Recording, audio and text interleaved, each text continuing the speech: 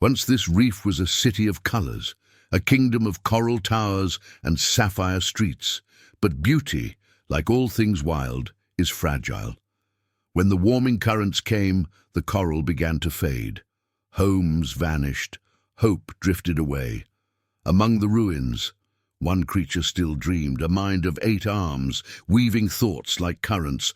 Owner, the octopus. If the reef is dying, then maybe we can build it anew. Build, we're fish, we swim, not construct.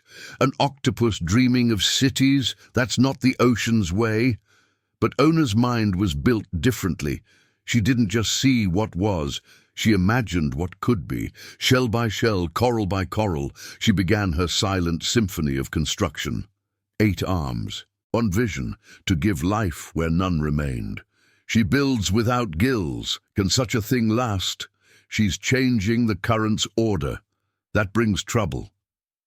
In the wild, new ideas travel faster than the tide.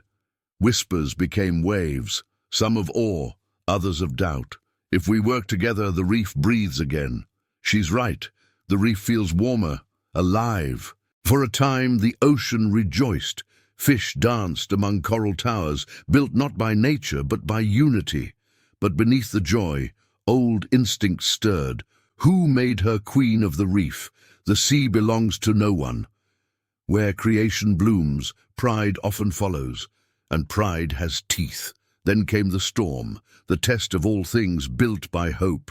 Hold the arches, keep the shelters intact. This is what comes of change.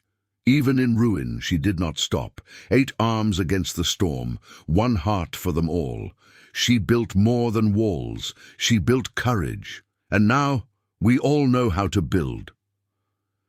The reef did not die. It evolved. Ona's coral city became the heartbeat of a new ocean, not perfect, but alive. Home isn't what we find. It's what we build together. In the end, the sea learned this truth. One current cannot move the ocean, but many can change its tide. In the wild, every creature carries a gift. Some run, some sing, some build. But when one uses their gift for others, the ocean remembers. This was the tale of the octopus who built a city and proved that even the smallest mind can hold the greatest vision.